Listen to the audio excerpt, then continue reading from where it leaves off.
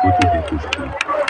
तब तब भू पर परम पुरुष प्रकट होते हैं। उसी सन शरद ऋतु का आगमन हुआ। मानवता के लिए आशा भरी एक नई सुबह आई, जब देश के पूर्वी प्रांत के एक छोटे से गांव हिमायतपुर, बहती हुई नदी पद्मा के किनारे पैदा हुआ एक प्राण।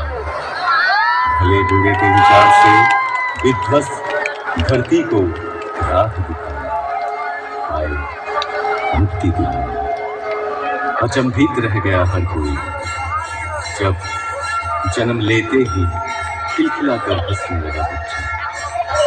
पिता शिव चंद्र चक्रवर्ती, माता मनमोहन देवी। माँ ने आदर से नाम रखा अनुकूल। पुराना एक दिन पूजा के समय आसन में विग्रह की जगह खुद बैठ गए वे। डांट फटकार मिली तो कहे, पुकार तो रहा था वो मुझे। असीम लगाव था माँ के प्रति। एक दिन किसी कारण माँ पीटने के लिए दौड़ी। भागने लगा बच्चा। पैर में चुभती हुई गर्मी का एहसास हुआ। ख्याल आया, ऐसे ही माँ का पाँव भी तो चलता होगा। रुक गए, थम गए। पिटाई पड़ी, इससे भी उनका हृदय आनंद से ही भरा था माँ के लिए। उम्र बढ़ी, ज्ञान विज्ञान के जहाँ दुनिया में एक के जैसा हूबहू एक और नहीं, वहाँ सिखाया जा रहा था एक और एक दो। नहीं मान पाए और क्या, हम साधारण मानव पीछ ही तो सकते थे उन महाज्ञानी को। बारिश का एक दिन, गहरी एक खाई, डूब रहा था एक बूढ़ा प्राण। बचाव के लिए पुकार रहा था, हाथ बढ़ाए हुए। जीवन बचा तो बूढ़े ने बोला, तुम ही मेरे अल्लाह हो। जिंदगी भर ऐसे अनगिनत हाथ सहारा तो खोजते रहे उनका ही। उम्र और भी बढ़ती गई। पिता की इच्छा से पहुंचे कोलकाता डॉक्टरी पर। शहर में बिगड़ सकता इस एहसास से घर से पैसा तंगी से ही भेजा जाता है। बड़ी कठिनाइयों से गुजरे हुए दिन रहने लगे गरीब मजदूरों के बीच, पर हालात से हार नहीं मानी। असहाय साधारण जनों के हृदय में बहा दिए करुणा की धारा। समय के पलटने पर लौट आए गांव, वहां भी चलने लगा वैसा ही प्रेम और करुणा का सिलसिला। फिर एक दिन महसूस किए, हर बीमारी की जड़ है मानव मन। और क्या, निकल पड़े मान की रक्षा करने। गांव में सबको इकट्ठा किए, चारों ओर गूंज उठा कीर्तन। जय गुरु! कीर्तन में रखवाले जय गुरु! जैसे आनंद के नशे में चूर जनता का एक समूह। उस भक्ति रस से दूर होती रही सारी मलिनता। रच उठा एक मधु चक्र, मानो एक एक के प्राण के घेरे में पड़ गए। उनके श्री मुख की वाणी सुनकर नवजीवन पाए सकल जन। साफ दिखने लगा जीवन का जटिल मार्ग भी। ग्रहणग्रस्त धरा को अंधियारा से राहत मिली। जो भी पास पहुंचे तन मन से हुए खुशी। हर एक जीवन की पटकथा परिवर्तन के मूल कारण ही थे वे। केंद्रित कर उनको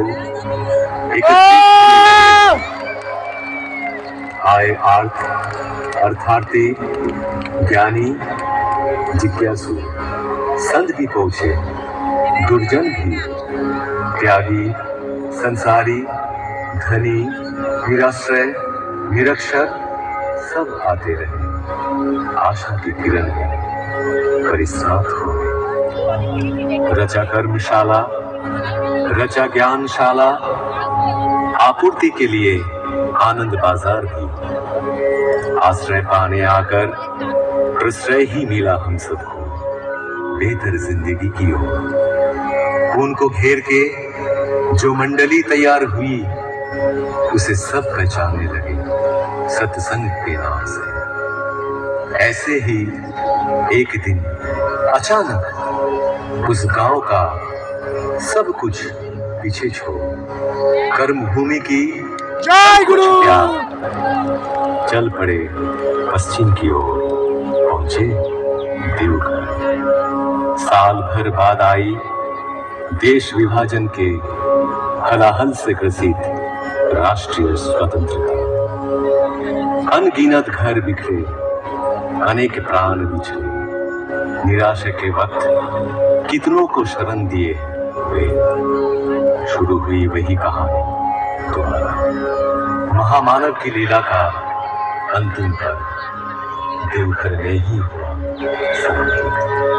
जो रहे उनमें समाहित, जो रहे उनमें मगन, समकित हो आज भी पाते हुए अपने जीवन में हर एहसास में, हर कदम में यजन, याजन, इष्ट भृति के माध्यम से नियमित निरंतर ठाकुर को संग सुधा पाए हुए आदेश पाकर या तो अपनी इच्छा से दिल और दिमाग से भी किए कोशिश पर असफल रहे। वो कोशिश मानो एक तितली के अपने पंख लहराकर आसमान छूने का प्रयास जैसा। उनका संपूर्ण बयान करना कठिन ही नहीं असंभव साबित हुआ। उनका व्याख्यान हो सकता नहीं, होता ही नहीं। ठाकुर की उपमा केवल ठाकुर ही है।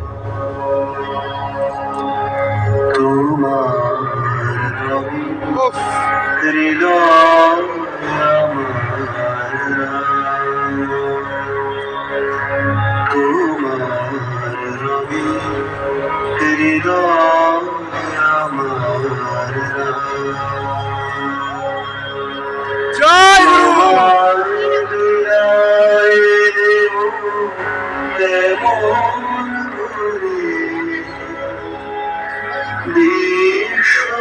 ভুবন তোমার সুরে বাধা, সে সুরে মোর চিত্ত আছে ভরে। তোমার রঙে হৃদয় আমার